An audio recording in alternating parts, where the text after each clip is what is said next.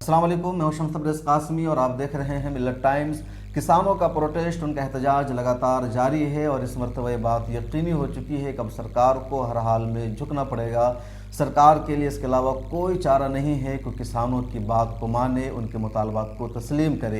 एहतजाज के बीच वज़ीर दाखिला अमित शाह ने एक वीडियो जारी करके किसानों से बातचीत की बात भी की, लेकिन बातचीत की बात में अमित शाह ने एक शर्त लगा दी थी जिसकी वजह से किसानों ने उसे मुस्तरद कर दिया है। अमित शाह ने एक वीडियो जारी करके कहा कि हम 3 दिसंबर को किसानों से बातचीत कर सकते हैं। उन्हें न्योता दिया था बातचीत का, लेकिन उसके साथ यह भी शर्त लगाई थी कि अगर उससे पहले किसान बातचीत करना चाहते हैं तो उनके लिए वो ज़रूरी है कि दिल्ली हरियाणा बॉर्डर को खाली करके बुरारी के एक मैदान में चले जाए। किसानों ने इस बात को मुस्तरद कर दिया और कहा है कि हम बातचीत के दरमियान कोई भी सुलह समझौता नहीं, कोई भी शर्त मंजूर नहीं है, डायरेक्ट हम बातचीत करेंगे और हमारी मांग बिल्कुल क्लियर है कि कृषि के जो 3 बिल है, फार्म्स बिल है 3, उन सब को वापस लिया जाए, तभी हम बात मानेंगे। इसके अलावा किसी भी चीज़ को हम सुनने के लिए तैयार नहीं हैं।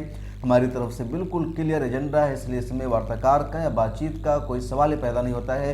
किसानों ने अपनी मांग की लिस्ट में अब बिजली संशोधन बिल 2020 को भी बढ़ा लिया है और उनका कहना है कि उसको भी हटा लिया जाए।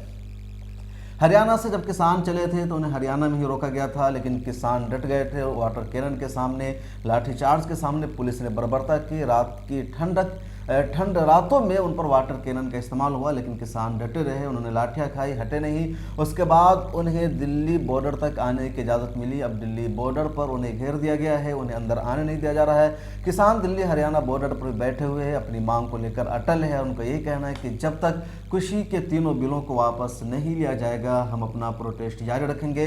किसान दिल्ली के रामलीला मैदान में आना चाहते हैं, लेकिन पूरी दिल्ली को फौजी छावनी में तब्दील कर दिया गया। खासतौर से रामलीला ग्राउंड का जो एरिया है उसके चारों तरफ फौज बड़ी तादाद में लगा दी गई है और किसानों को वही रोका जा रहा है। अमित शाह ने कहा है कि किसान 3 दिसंबर को बातचीत कर सकते हैं, उससे पहले बातचीत चाहते हैं तो बुरारी के मैदान में जाए। किसान कह रहे हैं कि हम दिल्ली के रामलीला मैदान में जाएंगे, किसी और मैदान में नहीं जाएंगे।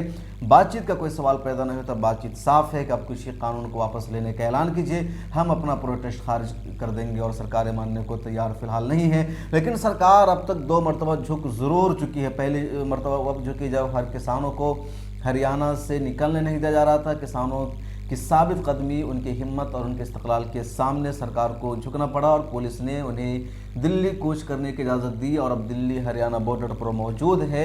और जो अमित शाह, जो हुकूमत बिल्कुल बातचीत के लिए तैयार नहीं थी, घमंड में चूर थी, अकड़ में चूर थी कि हमारे पास 300 से प्लस मेंबर है पार्लियामेंट में, हम कैसे किसी की बात मान सकते हैं, उसी सरकार ने बातचीत का न्योता दिया। इससे पहले जो ज़राअत के बिल है, जो कृषि मंत्री है, उन्होंने भी बातचीत की पेशकश की है, लेकिन किसान कह रहे हैं कि डायरेक्ट तुम बिलों को खारिज करो, इसे वापस लो।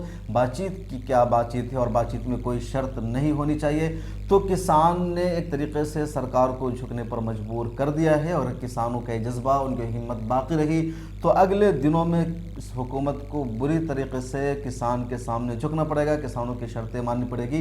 किसानों का जो प्रोटेस्ट है वो बढ़ता जा रहा है। शुरू में किसान पंजाब और हरियाणा से आए थे, लेकिन अब देश भर के किसान उनके साथ जुड़ रहे हैं। राजस्थान के किसान भी इस प्रोटेस्ट में शामिल हो रहे हैं, मेवात से किसान आ रहे हैं, यूपी के किसान भी इस प्रोटेस्ट में शामिल हो रहे हैं, बिहार से भी किसान आ रहे हैं, मध्य प्रदेश से किसान इस प्रोटेस्ट का हिस्सा बन रहे हैं। इसके अलावा किसानों के प्रोटेस्ट को मुसलमान भी भरपूर तरीके से सपोर्ट कर रहे हैं। मुसलमानों को याद है कि जब CNRC और NPR का प्रोटेस्ट हुआ था दिल्ली के शाहीन बाग, जामा मिलिया इस्लामिया और दीगर जगहों पर, तो सबसे ज़्यादा इस प्रोटेस्ट को सिखों ने किया था, किसानों ने किया था। पंजाब और हरियाणा से बड़ी बड़ी बसें आई थी। शाहीन बाग में महीनों इन लोगों ने अपना लंगर चलाया था, अपना यहाँ डेरा डंडा डाला था और खुल करके सपोर्ट किया था। तो मुसलमान भी इस मरतबा खुल करके किसानों का सपोर्ट कर रहे हैं। यूनाइटेड अगेंस्ट हेट और कई सारी ऑर्गेनाइजेशन है जो किसानों को खाना पहुंचा रही है, उनके खाने पीने का बंदोबस्त कर रही है, उनकी दीगर ज़रूरियात में उनकी मदद कर रही है। लोग वहां पहुंच रहे हैं और एक तरीके से मुसलमान इसलिए भी इस तहरीक के साथ जुड़े हुए हैं क्योंकि किसानों का मसला है। किसान का ताल्लुक़ किसी मज़हब से नहीं, किसी मिल्लत से नहीं, किसी ज़ात पात से नहीं, बल्कि हिंदुस्तान के ज़्यादातर लोग किसान होते हैं, खा वो मुसलमान हो, हिंदू हो, दलित हो, आदिवासी हो, OBC हो, सिख हो, ईसाई हो, सब के सब यहाँ किसान है। खुद मेरा ताल्लुक़ है किसान फैमिली से है, मेरे वालिद साहब किसान हैं। तो किसानों का मामला है और हर एक अगर इस प्रोटेस्ट को अपना प्रोटेस्ट समझता है तो उसका बुनियादी हक़ है। सरकार की जिम्मेदारी है कि किसानों की बात को सुने, क्योंकि देश की जो बुनियाद है वो किसानों पर है, वो खेती पर है, वो कृषि पर है। अगर किसानों की बात नहीं सुनी जाएगी तो फिर किसकी बात सुनी जाएगी। बिहार असेंबली में भी जो वहाँ के कई सारे मुस्लिम एमएलएज थे, उन्होंने भी खुल करके किसानों के हित की बातचीत की और सरकार से कहा कि किसानों की फरियाद को सुने, किसानों के मुतालबात को पूरे करे। मिलत टाइम्स के इस वीडियो में इतना ही, फिर मुलाकात होगी अगले वीडियो में। अपना ख्याल रखिए।